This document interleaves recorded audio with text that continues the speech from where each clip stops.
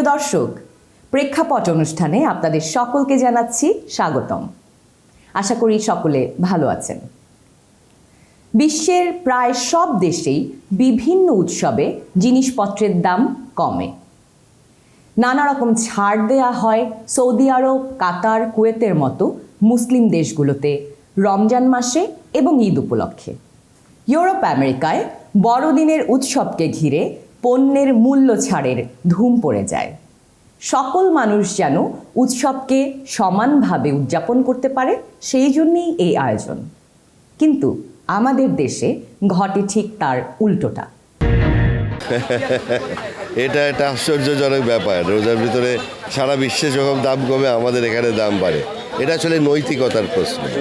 এটা আসলে মূল বিষয়টা ব্যবসা এবং অনৈতিকতা। এটা আমাদের মানসিকতার অসুবিধা আমি মনে করি। এটা ব্যবসায়ীদের সিন্ডিকেট। কারণ আমরা তো মুসলমান হলে কি, আমরা তো মুসলমানের কাজকর্ম করি না, এই জন্য দ্রব্যমূল্যের দাম বাড়ে। আর সরকার কতটুকু আন্তরিকতা, এটা আগে দেখতে হবে। সরকার সব জায়গায় আন্তরিকতা দেখাচ্ছে কিনা, সরকার জনগণের পক্ষে কাজ করছে কিনা, ওইটাও দেখতে হবে। কেন বাড়ছে এটা তদন্ত করলে তো হয় নাকি? এটা হলো আমাদের দেশের সাধারণ জনগণের একটা সময় আসে, সুযোগ আসে যে রমজান মাস আসলে সবাই তো কিনবেই, খাবেই। হ্যাঁ, তখন দাম বাড়াই দিলেও তো মানুষ কিনবে। এই জন্যই আমার মনে হয় যে দামটা বাড়াই দেয় সব। উৎসব, পালা, পার্বণ এলেই আমাদের দেশের এক শ্রেণীর অসাধু ব্যবসায়ী নিত্য প্রয়োজনীয় পণ্যের দাম বাড়িয়ে দেয়। বাজার থেকে উধাও হয়ে যায় প্রয়োজনীয় পণ্য। কেন এমনটা হয়? এর জন্য কে দায়ী? এবারের প্রেক্ষাপটে আমরা দ্রব্যমূল্যের ঊর্ধ্বগতির কারণ অনুসন্ধান করব। খুঁজে দেখব বাজারে নিত্য প্রয়োজনীয় পণ্যের দাম কারা বাড়ায়, কিভাবে বাড়ায়। 18 কোটি মানুষের এ ছোট বদ্বীপ যেন শস্য ভাণ্ডার। ধান, গম, আলু, শাকসবজিতে ভরে যায় ফসলের মাঠ। এদেশের মাটি সোনা ফলায়। কৃষকের ঘাম ঝরানো পরিশ্রমে যে ফসল ফলে, তাতে আমাদের খাদ্যের যোগান হয়। কিন্তু মাথার ঘাম পায়ে ফেলা পরিশ্রমের প্রতিদান কি কৃষক পান? প্রান্তিক কৃষক কি পান ফসলের ন্যায্য মূল্য? কারা কেড়ে নেয় কৃষকের মুখের হাসি? সিন্ডিকেট তো আছেই, কিন্তু এটা তো আসলে দেখা যায় না। এটা লুকিয়ে আছে, অদৃশ্য হাত অনেকগুলো। আমি এগুলো নিয়ে তো দীর্ঘদিন কাজ করেছি এবং আমি লেবার সেক্রেটারি হওয়ার আগে যখন আমি ভোক্তা অধিকারে কাজ করেছি বাণিজ্য মন্ত্রণালয়ে, সেখানে সিন্ডিকেটের বহুরূপতা আছে। বিস্তৃত ফসলের জমি, কোদাল আর লাঙল নিয়ে মাঠে কৃষক, চোখে তার সোনালি স্বপ্ন। স্বপ্নের সোনার ফসল কবে ঘরে উঠবে? কিন্তু সেই স্বপ্ন কি পূরণ হয় যখন তিনি তার রক্তে বোনা ফসল বিক্রি করতে যান? কৃষকদের যে উৎপাদিত ফসল, সেটা কি আপনার অ্যাফোর্ডেবল প্রাইস, অর্থাৎ সেটা কি কৃষকরা কি স্বল্পমূল্যে উৎপাদন করতে পারছে? যদি আমাকে প্রশ্ন করেন, আমি বলবো না, পারছে না। কারণ হলো কৃষকদের সার যেটা সরকার নিয়ন্ত্রিত, সেই সারের প্রতি বস্তার সার 50 কেজির তাকে 600-700 টাকা অতিরিক্ত দামে কিনতে হচ্ছে। তাহলে সে যদি বেশি দামে সারটা কিনতে হয়, তাহলে তাদের উৎপাদন কস্ট বেড়ে যাবে। একইভাবে কৃষি ঋণ দেওয়া হচ্ছে। সেই কৃষি ঋণ কেন দেওয়া হচ্ছে? কৃষকদের 4% ইন্টারেস্টে 37,000 কোটি টাকা প্রতি বছর কৃষি ঋণ দেওয়া হয়। সেটি কতটুকু প্রান্তিক পর্যায়ে কৃষকরা পাচ্ছে, এটা নিয়েও তো প্রশ্ন রয়েছে। কুমড়া চারা দেখছেন এই কৃষক, যার মনে চিন্তা বাসা বেঁধেছে। প্রত্যাশা অনুযায়ী ফসল না হলে লোকসান গুনতে হবে। লসই তো আমাকে, এতে লস, এই সবজি ক্ষেত্রে লস আমাকে আয় হয় না। বাজারে নিত্য প্রয়োজনীয় দ্রব্যের ঊর্ধ্বগতি নিয়ে আমরা সবসময় হা হুতাশ করি। বাজারে গিয়ে হতাশ হন না এমন ক্রেতা পাওয়া যাবে না। কিন্তু এই উচ্চ মূল্য কেন? কৃষকরা কি পান উৎপাদিত ফসলের বেশি মূল্য, নাকি মধ্যস্বত্বভোগী দালালের পকেট ভারী হয় বাড়তি মুনাফার টাকায়? সিন্ডিকেটে বন্দি কৃষক এবং ক্রেতা। আমরা দেখতে চাই কারা পণ্যের দাম বাড়ায়, কিভাবে বাড়ায়। তারা যেটা উৎপাদন করে সেটা বিপণন ব্যবস্থায় যখন যায় ডিস্ট্রিবিউশন চ্যানেলে, তখন আমাদের প্রতিটা ধাপে ধাপে, ধরেন আমাদের ওখান থেকে তাদের ডিস্ট্রিবিউটর বা তাদের যে ডিলাররা থাকে, তারাও কিন্তু অনেক সময় দেখা যাচ্ছে যে যখন চাহিদা বাড়ে, রমজান যেমন একটা চাহিদা বাড়ার মৌসুম, আমরা এখানে কনজাম্পশন বেশি করি, তখন এই সুযোগটায় তারা ডিস্ট্রিবিউশন চ্যানেলে এটি মজুত করে অথবা সাপ্লাইটাকে নিয়ন্ত্রিত করে বাজারটাকে অস্থির করে দেয়। বাজারটা চলে গেছে মধ্যস্বত্বভোগীদের হাতে, সিন্ডিকেটের হাতে। আর ক্রেতা, ফাইনাল ক্রেতা আর উৎপাদক এর মধ্যে যোগাযোগটা হয়ে গেছে ব্যয়বহুল, এবং কৃষকরা এটাকে অতিক্রম করার বুদ্ধি এবং সংগঠন এখনো আয়ত্ত করতে পারেন। মানুষ তার সেলফ ইন্টারেস্ট ম্যাক্সিমাইজেশন করতে চায়, অতএব অতিরিক্ত ম্যাক্সিমাইজেশন করবে যারা প্রফিটিয়ার। আর প্রফিটিয়ার হওয়াটাও মানুষের এক ধরনের চেষ্টা থাকতে পারে, কিন্তু রাষ্ট্রযন্ত্র সেগুলাকে নিয়ন্ত্রণ করতে হয়। অতএব রাষ্ট্রযন্ত্রের ব্যর্থতাই সিন্ডিকেটের উৎপত্তির মূল কারণ বলে আমার মনে হয়। রাজধানী থেকে বেরিয়ে ঢাকার পাশের জেলা মানিকগঞ্জের কৃষকের গল্প আর সিন্ডিকেটের রহস্য তুলে ধরেছে প্রেক্ষাপট। বেগুন ক্ষেত, আসন্ন রমজান মাসকে সামনে রেখে চাষাবাদ করছে কৃষক। মৌসুমের শেষ হলেও এখানকার কৃষকরা থেমে নেই চাষাবাদে। হাশেম একজন কৃষক, মাথায় ঝুড়ি ভর্তি পেঁপে আর বেগুন তুলছেন, যা বিকেল হলেই নিয়ে যাবেন স্থানীয় পাইকারি বাজারে। এই খরচ তো অনেক বেশি হয়, কিন্তু লাভ তো কম হয়। লাভের অংশটা হলে অনেক কম। কথা হচ্ছে না, সার বিষ দিয়ে আমার কাছে 20-30 মানে অনেক দাম টাম মনে করে, কিন্তু দিয়ে আমার কাছে লাভ খুব একটা পরিমাণ ওই পাই। আর এত বাগান হস্তাই গেছে, এনে এই চৈত্র মাসে এসে গেছে না। তার মতোই আরেকজন পেঁপে চাষি মাঠে নেমে বস্তা ভর্তি করছে পেঁপে। প্রায় 1 বিঘা জমিতে চাষ করা হয়েছে পেঁপে। বিক্রি হবে স্থানীয় পাইকারি বাজারে। কত দামে বিক্রি হবে তা আগে থেকেই ধারণা করছেন এই কৃষক। এখন ভাই বর্তমান এবার তো জ্যাম সিজন গেল, এবার তেমন দাম পাইনি। মানে বর্তমান 17টা 20টা আছে আর কি, 20টা আছে, 12টা আছে 22 টাকা, এই পর্যন্ত আছে আর কি। শহীদুল একজন কৃষক। প্রতি বছরে মৌসুমি ফসল চাষাবাদে থেমে নেই তার জীবন, কিন্তু অদৃশ্য বাজারের মূল্য থামিয়ে দেয় কৃষিকাজের প্রতি আগ্রহ। দাম বান্না ব্যাপারে নিয়ে ব্যবসা করে, ব্যাপারে আমি কমিউনিটি কিনে নেয়, অন্য তোরা ভালো আছে বেশি, আমাকে তো অত দাম দেয় না। আমার মনে হয় যে এরা বেগুন যদি 50 টাকা বেছে, ওর নিয়ে আমাকে 30 টাকা কেজি দেয়, 25 টাকা কেজি দেয়। আমাকে আরও গেলে আরও খরচ আছে, আবার যারা আনে তার গাড়ি ভাড়া আছে, আবার তার গাড়ি ভাড়া নিয়ে তারা ব্যবসা করে, বুঝছেন না? এই সেইগুলো ব্যাপারে কৃষকের দাম কম পায়, ওই ব্যাপারের দাম বেশি পায়। কিশোরী মাঠে কাজ করছেন তার দাদার সাথে। দাদা শালগম তুলছেন। এবছর তার ফলন ভালো হয়েছে, যার বাজার মূল্য নিয়ে শঙ্কা থাকলেও প্রত্যাশা ভালো দাম পাবার। এটা যে লাভ হয় না, এটা দেখে আমরা তো আর অন্য কাজ তো করে পারি না। আমাকে তো এইটাই করতে হয়, লস হইলে এটা করতে হয়, লাভ হইলে এটা করতে হয়। আমরা অন্য কাজ তো আর করতে পারবো না, এটা ব্যবসা বাণিজ্য করতে পারবো না। তাহলে আমাকে কি আমরা ওইছি কৃষকই চলার না। প্রান্তিক পর্যায়ে কৃষকের অক্লান্ত পরিশ্রমের ফসল কি শুধুই পোকায় খায়? ফসলের পোকা কি জমিতেই থাকে, নাকি ভুতুরে কোনো অদৃশ্য দানবের কাছে বন্দী হয়, যা ভাগ্যের চাকাকে আঁকড়ে ধরে? তা জানতে প্রেক্ষাপট চর নয়াডাঙ্গি পাইকারি কাঁচা বাজারের আড়তের পথে। দুপুর গড়িয়ে বিকেল, এরই মধ্যে পাইকারি এ বাজারে আসতে শুরু করেছে কৃষকের পণ্য। অটোরিকশা ভর্তি শালগম, ধনিয়া পাতা, ফুলকপি, বাঁধাকপি, মূলা। কেউ মাথায় করে নিয়ে আসে তার সোনার ফসল। 10ম শ্রেণীতে পড়া এই কিশোর নিজেই ভ্যান চালিয়ে এসেছেন পাইকারি বাজারে। প্রায় 60 কেজি বেগুন। বাবার কষ্টের ফসল বিক্রি করতে তার এই পরিশ্রম।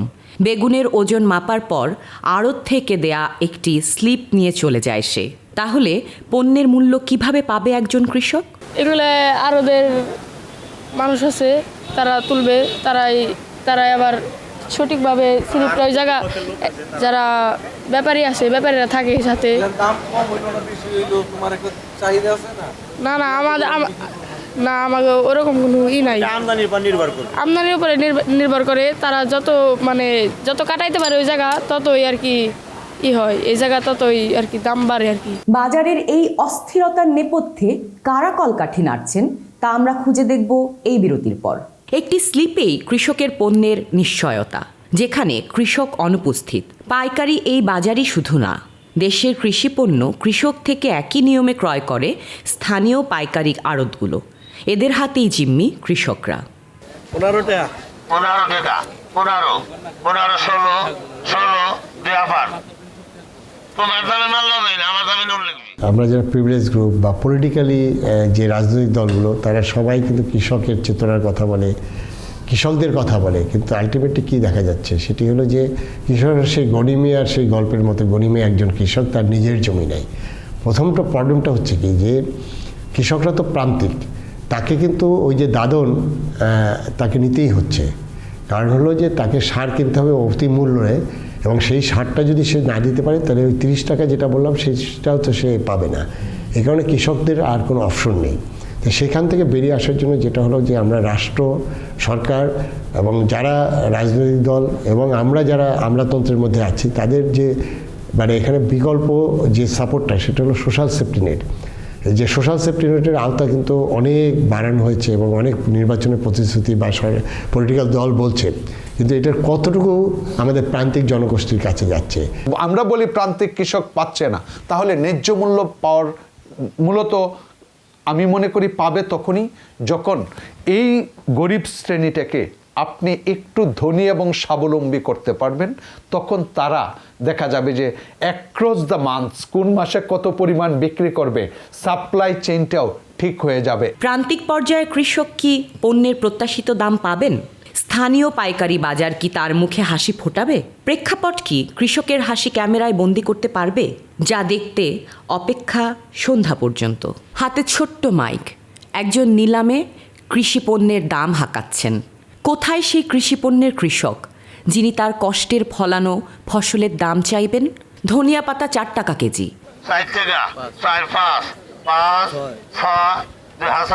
পাশে থাকা দুজন ব্যক্তি দাম নির্ধারণ করে দিচ্ছেন কয়াল বা নিলামে দাম তোলা ব্যক্তির কানের কাছে।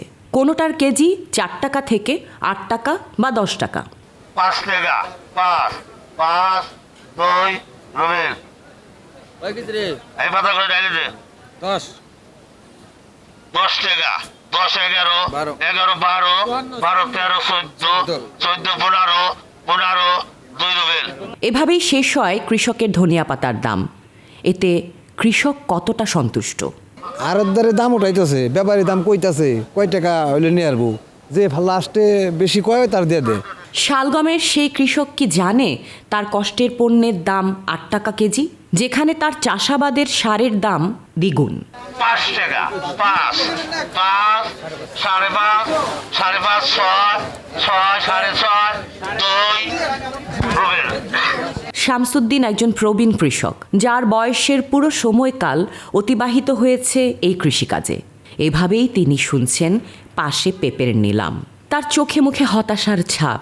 নিয়তির কাছে সঁপে দিয়েছেন নিজের ভাগ্য যেদিন থেকে তিনি পেশায় একজন কৃষক। তার পণ্যের দাম উঠেছে, অথচ দাম নির্ধারণে তার কোনো ভূমিকা নেই। সিন্ডিকেট ঠিক করবে তার ফসলের মূল্য। দাম নির্ধারণের সময় তাকে রীতিমতো তাড়িয়ে দেয়া হয়। 16 17 17 17 টাকা, 17 17.5 2 17.5 2 18 2 18 2 18.5 18.5 টাকা 2 সবুজ। অবশেষে তিনি নিজেও জানেন না তার কষ্টের ফসল কত টাকা কেজিতে বিক্রি হলো। কি 17.5 একে একে এভাবেই নিলামে বিক্রি হচ্ছে অন্যান্য কাঁচা শাকসবজি। নিজের জমিতে পাতাকপি চাষ করা এই কৃষক জানেন না তার পণ্যের দাম কত টাকায় নিলামে তোলা হবে। যাদের কারণে আমরা বেঁচে আছি তাদের এই অবহেলার জবাব কি? জি, পাতাকপি নিয়ে আসছি, হেভিটাই নিয়ে আসছি আর কি, চকের সেরাটা আর কি নিয়ে আসছি। দেখ কি রেট দেয়, তারপর দেখা যাবে আর কি হয়। বেগুন বিক্রি করতে আসা 10ম শ্রেণীতে পড়া সেই কিশোরের বেগুন নিলাম উঠছে, অথচ উপস্থিত নেই সেই কিশোর। তিনি কি তখনও জানতেন তার বেগুনের দাম বিক্রি হচ্ছে পাইকারের নির্ধারণ করা নিলামের দামে? 10 11 12 13 14 15 16 17 20 21 22 23 25 26 27। কৃষকরা তো প্রান্তিক পর্যায়ে, তারাও সংগঠিত না, এবং সেখানে পলিটিক্যাল দলগুলো বা আমাদের সরকারের একটি সমবায় বিভাগ আছে, একটি মন্ত্রণালয়ের স্থানীয় সরকারের একটা সমবায় বিভাগ আছে।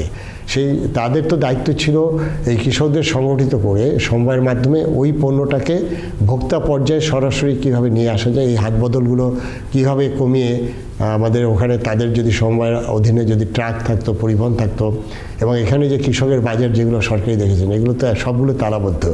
তাহলে কি হচ্ছে যে কৃষকরা যদি সরাসরি ভোক্তার কাছে চলে আসতে পারতো, এবং সেটা তো এককভাবে একজন কৃষক পারবে না, 5 কেজি 10 কেজি তো আনতে পারবে না।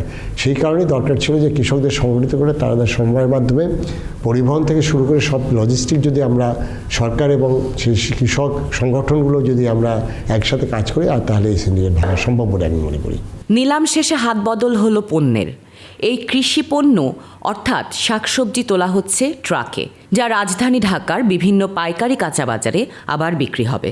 প্রেক্ষাপট: রাতে অন্ধকার পথ ধরে ট্রাক ভর্তি সেই সবজির পেছনে রাজধানীর পাইকারি কাঁচামালের বাজার কারওয়ান বাজারে। ট্রাক ভর্তি কাঁচামাল নামানো হচ্ছে। একদল যুবক ভ্যানের উপর দাঁড়িয়ে ট্রাকগুলোকে নিয়ন্ত্রণ করছে। কোন ঘরে কার আড়তে তোলা হবে এ নিয়েও চলে এক যুদ্ধ, যেখানে থাকে ভ্যানের খরচ, পণ্য ওঠানো নামানোর শ্রমিকের খরচ, আড়তের কমিশন। সেই আড়তের কমিশনে থাকে এলাকার প্রভাবশালী চাঁদাবাজের চাঁদা। লাভ নাই মেলাটিয়া লস, গাড়িতে 20,000 টাকা লস। ফুলকপি, বেগুন, পেঁপে, পাতাকপি, শালগম, ধনিয়া পাতা, মিষ্টি কুমড়ায় পরিপূর্ণ কারওয়ান বাজারের প্রতিটা আড়ত, যেখানে রাতে একজন ফুলকপির ব্যাপারী জানান কিভাবে দাম নির্ধারণ হবে তার পণ্যের। মানে আমাদের এখন লাভও নাই লসও নাই, আমরা যেরকম বাজার যাইতেছে আমরা ওরকম বিক্রি করতেছি। আশা করি আমাদের লস হবে না, বাজার বর্তমানে ঠিক আছে। একটা ফুলকপি কত করে কিনছেন? একটা ফুল আমাদের জায়গা থেকে কিনা আছে 14 টাকা থেকে 15 টাকা। হ্যাঁ, 14 থেকে 15। আমাদের ক্যারিং খরচ, লেবার খরচ, আড়তদার খরচ, এগুলো দিয়ে মোটামুটি 20 থেকে 22 টাকা পর্যন্ত আমাদের কারওয়ান বাজার এসে পৌঁছায়। অন্ধকার শেষ হয়ে ভোর। কারওয়ান বাজার খুচরা শাকসবজি বিক্রেতাদের উপস্থিতিতে সরগম। মানিকগঞ্জে সেই কৃষি পণ্য কত টাকায় বিক্রি হচ্ছে? রাতের সেই ফুলকপি ব্যাপারী সকালে হতাশ, তার পণ্যের দাম নেই। ওখান থেকে পিস 12 টাকা করে কিনছি, 12 টাকা পিস কিনছি আমরা। তারপর খরচ সহ আরও 6 টাকা যোগ হয়, মোট 18 টাকা। এখানে বেচতেছি আজকে 12 টাকা। সাধারণ মানুষকে জিম্মি করে যারা জিনিসপত্র মজুত করে বাজারে কৃত্রিম সংকট সৃষ্টি করে, তাদের বিরুদ্ধে প্রশাসন কতটা কঠোর তা দেখব আমরা এই বিরতির পর। মানিকগঞ্জের পাইকারি বাজার থেকে কারওয়ান বাজার, এরপর খুচরা বিক্রেতাদের হাতে এই কৃষি পণ্য। রাজধানীর গুলশান কাঁচা বাজার, মানিকগঞ্জ ও কারওয়ান বাজারের কৃষি পণ্য এখানে কত টাকায় বিক্রি হচ্ছে?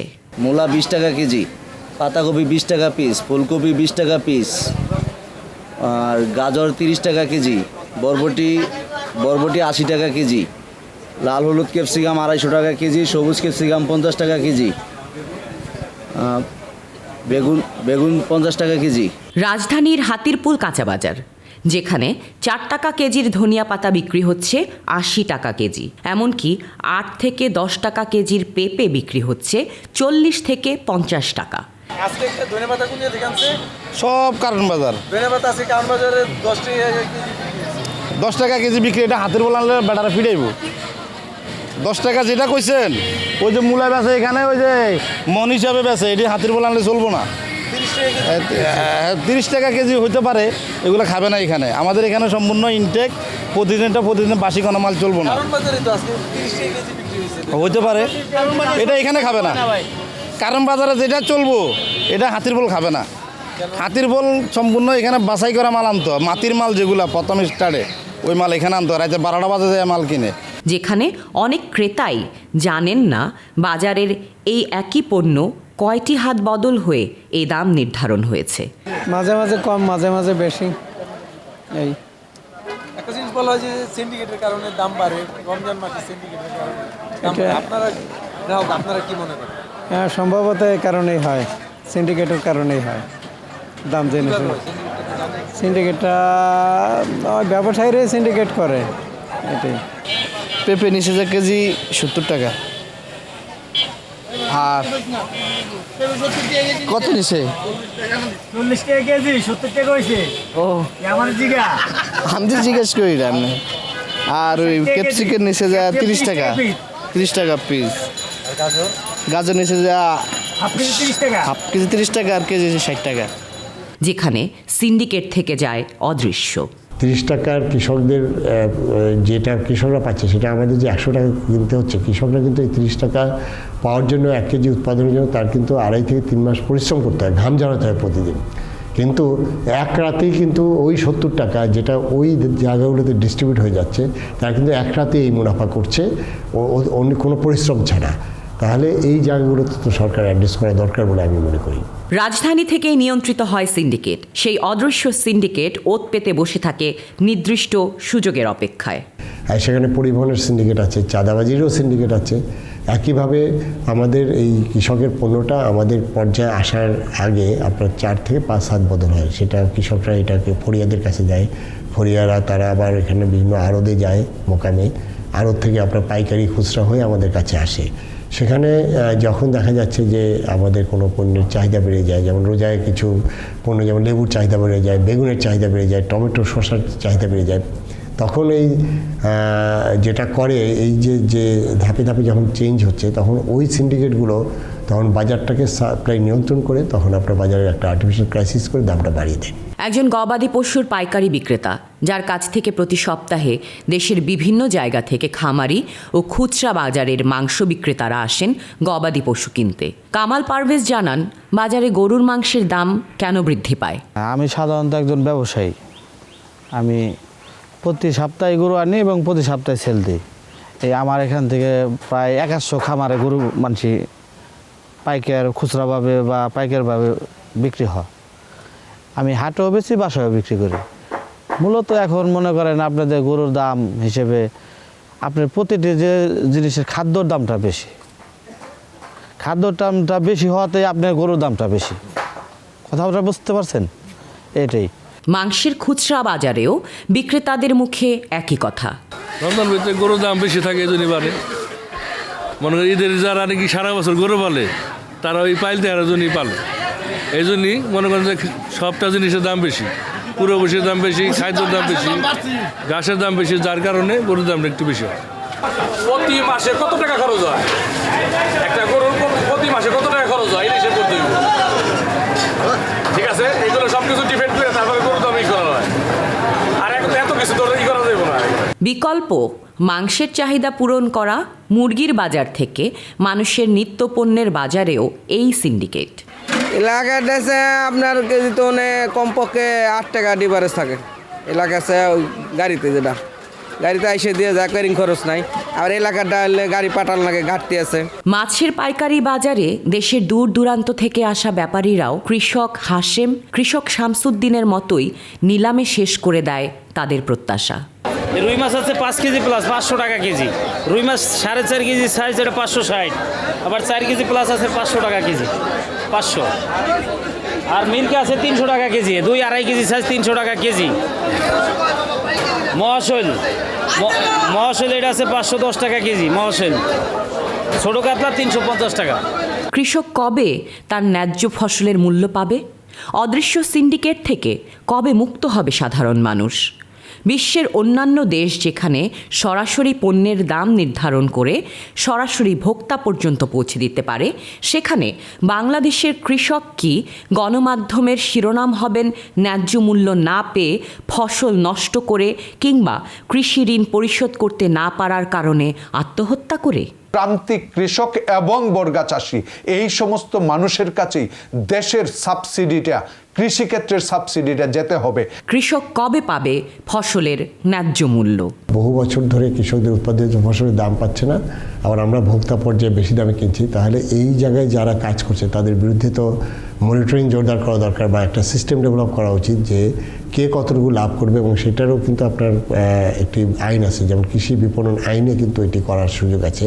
আবার এসেনশিয়াল কমোডিটি যে প্রোডাক্টগুলো আছে, চিনি, তেল বা ডাল জাতীয় পদার্থ, সেগুলো কিন্তু আবার এসেনশিয়াল কমোডিটির আওতায় সরকার বাণিজ্য মন্ত্রণালয় কিন্তু দ্রব্যমূল্য নির্ধারণ করে দিতে পারে। সাধারণ মানুষের পকেট কাটা সিন্ডিকেট থেকে কবে মুক্তি মিলবে বাংলাদেশের?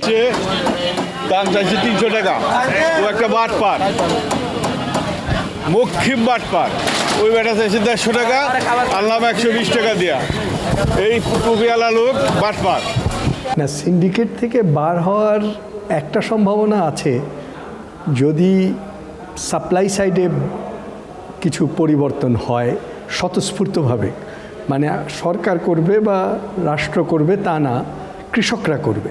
কৃষকরা বিভিন্ন জায়গায় কিন্তু করেছেও এই ধরনের পরিবর্তন। বাংলাদেশেও কিছু হতে পারে। সরকারের অনেকগুলো অর্গান আছে, কাজ করে। লোকাল গভর্নমেন্টে আমাদের যেমন জেলা প্রশাসক ইউনো সাহেবরা আছে, স্থানীয় প্রশাসনের। এর বাইরে জাতীয়ভাবে ভোক্তা অধিকার সংরক্ষণ অধিদপ্তর আছে, অথবা কৃষি বিপণন আছে। তাই এদের ক্ষেত্রে যে জিনিসটা দেখা যাচ্ছে যে আমরা কিন্তু এই মনিটরিংটা খুব বেশি দেখছি না। কবে ফিরবে বাজারে শৃঙ্খলা? বাংলাদেশে নিত্য প্রয়োজনীয় পণ্যের দাম সারা বছর ধরেই বাড়ছে, কিন্তু পবিত্র রমজান মাসকে কেন্দ্র করে সাধারণ মানুষকে এই ভোগান্তিতে ফেলা কতটা যুক্তিসঙ্গত? সাধারণ মানুষকে কষ্ট দিয়ে এই অধিক মুনাফা আদায়ই বা কোন মানসিকতার কারণে? আমরা আশা করি অসাধু ব্যবসায়ী এবং মুনাফা লোভীদের বোধোদয় হবে। তারা মানুষের প্রতি দায়িত্বশীল আচরণ করবেন। পাশাপাশি সরকারকে দ্রব্যমূল্যের ঊর্ধ্বগতির বিরুদ্ধে কঠোর ব্যবস্থা নিতে হবে। আজ এ পর্যন্তই। সবাই সুস্থ থাকুন, নিরাপদ থাকুন।